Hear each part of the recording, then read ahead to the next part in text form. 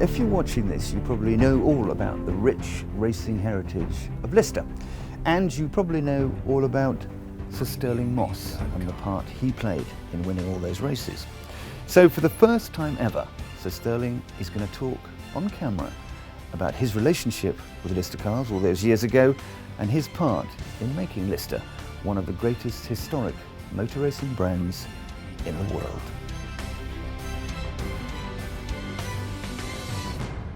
So Stirling, tell us about your relationship with Lister. How did you first get involved? Well, I think I must have met Brown's at one of the races. Then I think he said to me, you know, would you like to drive one? And I drove the 2-litre as a starter, which was a nice car, but it wasn't really competitive against some of the other ones. And then, of course, they put the Jag engine in, and then it became an overall winner. This is the D-Type 3.8 engine with triple Weber carburetors. Just how competitive was that car? Oh, very competitive. It was not just a class winner, it was an overall winner. And driving-wise, a big step forward from the Jaguars, actually. I mean, obviously, the C-Type is a jolly nice car, and so the D-Type was built just to win Le Mans, which it did, but this fitted in well in between. And Jaguar must have felt a tiny bit uncomfortable, because here's this car using a Jaguar engine, and Sir William Lyons had sanctioned this, but it was actually faster than the D-Type, wasn't it? Quite a lot faster. It was faster because, I don't know, I always felt it was a lightweight model, and being considerably lighter than the opposition, of course, that was a big advantage. Also, the handling was very good. And, I mean, Archie Scott Brown, of course, was with them earlier, and he helped, I'm sure, develop it.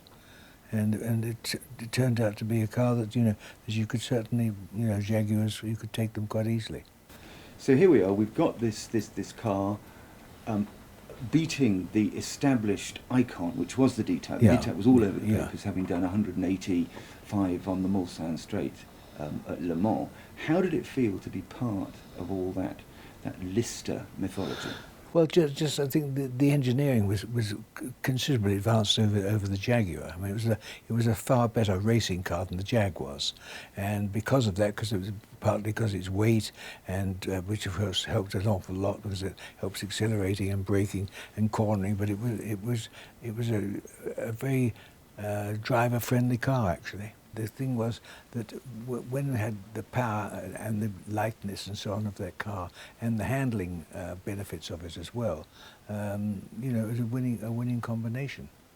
And what was it like? Because Lister were a very, very small team. I mean, when I spoke to Brian Lister, he said we would just, you know, either tow the cars or put them on a trailer and take them. And there was none of the big hoopla of the big teams. No. What was it like working in that atmosphere? Oh, I mean, they were efficient.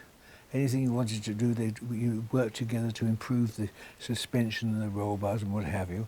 It was very friendly, and the good news really is that we were dealing with engineers who knew, you know, how a car should be built. They were small enough to be able to get things done quickly, and what turned out to be a really competitive car. We built on that all the time. You know, development and so on, and it was one of the nicest cars to drive. And Brian Lister, what was he like? We were good friends because I'd seen him around the race circuits and so on, but he was obviously had to have been a good engineer and a good designer. He would have done all the development work. I was just the person who'd drive it. Rather well, though, I'd say. Thank you.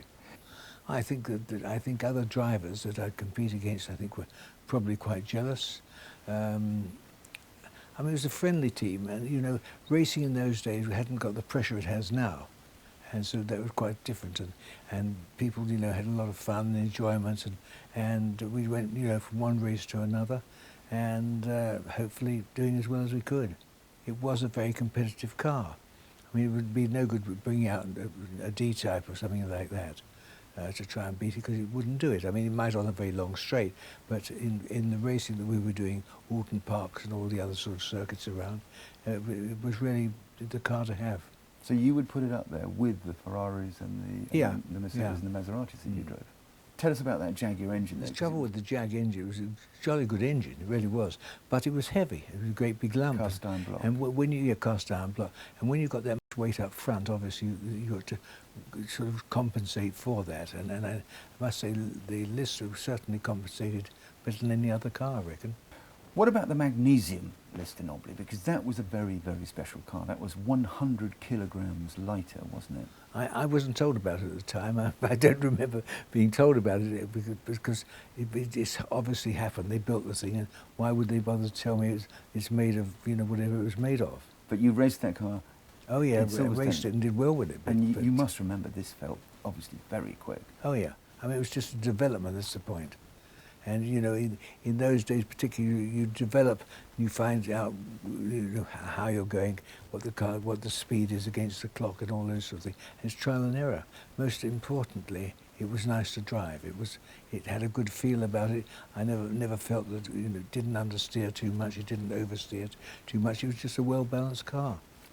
All I can tell you is I remember, you know, driving it against other cars with a similar sort of power, and it was considerably better.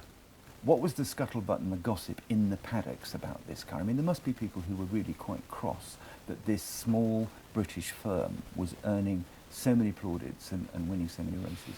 I think, frankly, that you're always fairly proud if you're dealing with a winner, and it was a car that would beat the other ones. And didn't you once say, "'Tis better to lose in a British car than win in a foreign one"? That was something that was assigned to me. I think I probably did say it, yes.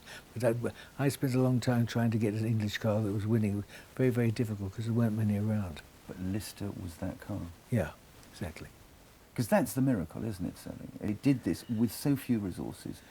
Yeah, but they were skilled people. That's the point. That car, you know, was a very drivable car. It was very light and agile. When you drive it, it did handle extremely well. There was a time at Sebring where you were chased by police cars on the track? Yes, exactly. Tell me what happened. Well, I'm going around learning the circuit. I mean, it's not a public road, it's a proper circuit. And I'm going around like this, and this cop car comes along and puts his siren going. And he stops and he said, "Well, what are you doing?" I said, "Well, I'm learning the circuit." He said, "Well, you're not supposed to." I said, "Well, this is a public highway." So we had a difference of opinion there. But I don't think anything ever happened about that. This wasn't the memorable when he said, "Who do you think you are, Stirling Moss?" No, not quite. I don't think he was keen. Not that keen. But that was motorsport then, wasn't it? It was just full of happy coincidences, accidents, amateurs and so on. And a little bit of lovely madness. Yeah. I mean, that's one of the charms of racing at that time and driving cars of that era, is there was all personalities and the way that, I mean, a car like Lister doesn't just happen on its own. You know, it's got to be designed and then developed and so on.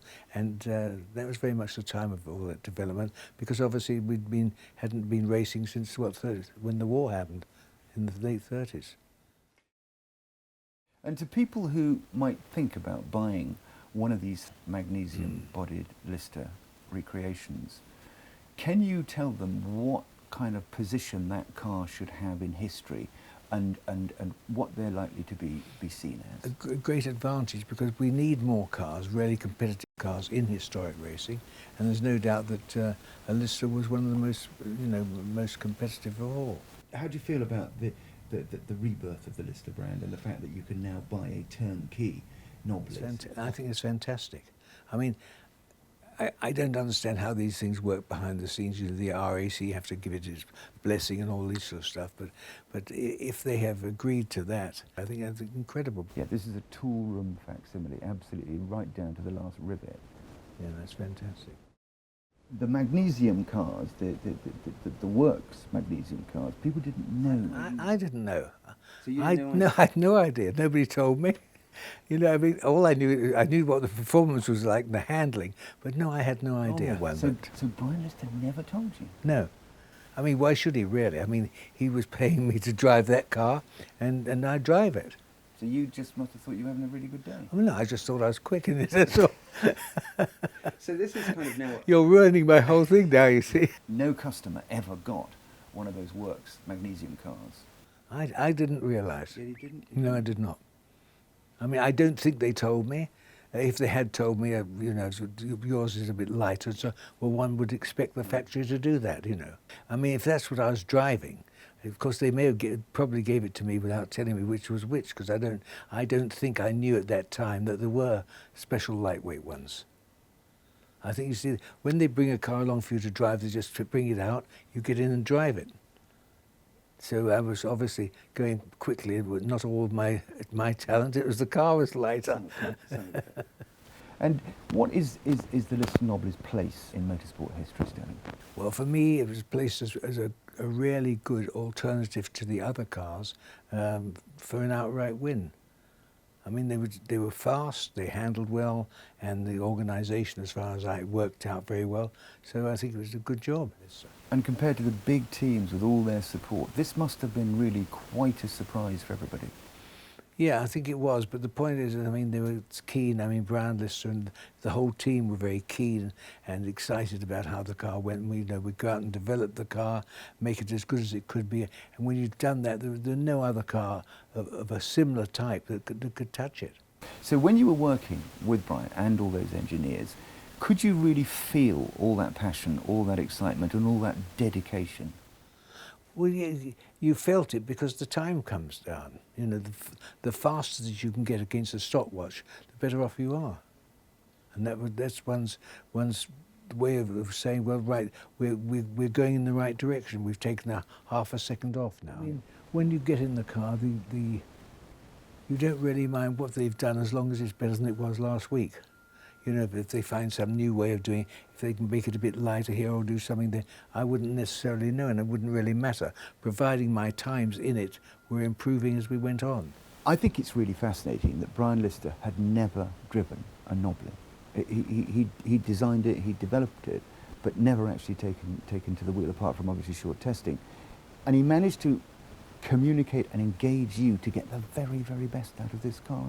How did that happen? Well, I think it happens because you know the person. You're both trying to do one thing, that is, you're trying to go faster. And to go faster, you want to make it at the factory as light as you can. And when you're out racing, you want to make it handle as well as you can.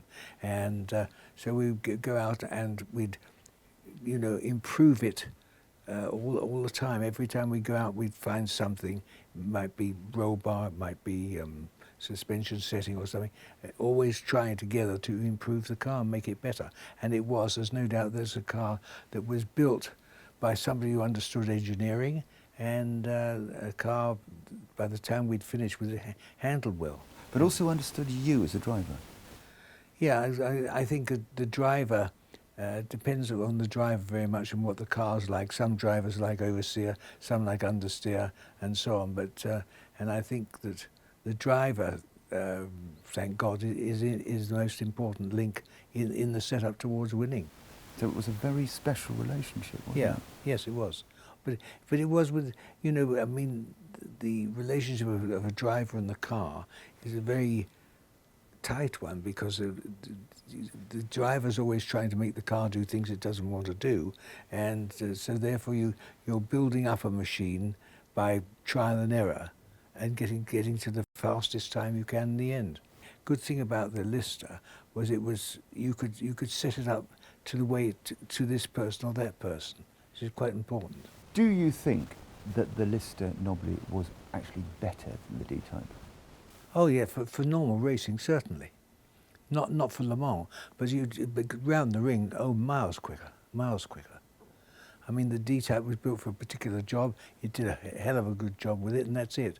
It wasn't as nearly as driver friendly. I mean, the Lister was a much more malleable car, much more a car that one could develop the handling on it.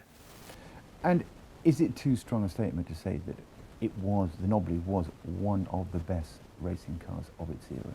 Yes, I would say so, certainly. Yeah, very definitely. You haven't put your name really to many cars in your life. In fact, there's only been one. It was a Mercedes SLR. And you're now putting your name to the Lister Nobly, the Magnesium cars. Does this make you feel proud? Yes, it does, because it's a job we did over here. You know, I think it's certainly it was a car that I'm sure in the era, you could get any decent driver to drive it for you because it'd be a car that was competitive. You're being modest. No, it was a very competitive car. I mean, if you got the ability to drive it, it would respond. And for people who are planning maybe to consider buying one of these special edition Magnesium Listers with your name attached to them, what would you say? Be sure you can drive properly. The car asks you to. I mean, it's a pretty fast car. You know, you're not talking about any slouch here.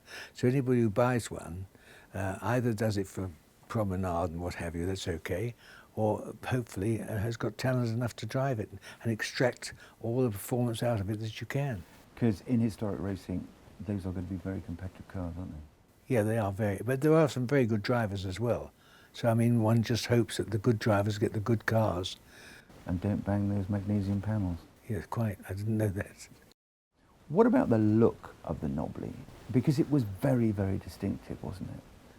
I mean, I suppose you could say you either loathe it or love it. And I personally think it's damn good because I know what the car would do and I know what the car's heritage is. So from my point of view, I think it's a pretty good looking car. And that word Nobly and all those bulges and things, they had a purpose, didn't they? A Lister, I would say, was one of the fastest Jaguar-engined cars of its era. How does it feel to be part of the Lister legend, or to have helped create the Lister legend, Stirling? Oh, well, when you put it that way, pretty nice. I enjoyed it. I mean, to be able to go into motor racing and have fun is what I was all about. It was my hobby.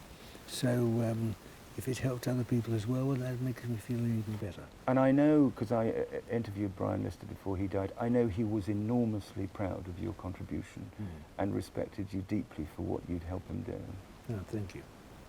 So, thank you very much for filling in all these important gaps in Lister's heritage. Well, I'd say good luck with the new cars. I think absolutely terrific news, and they should be so competitive. It'd be wonderful. So, Stirling, thank you very much. Not at all. Pleasure.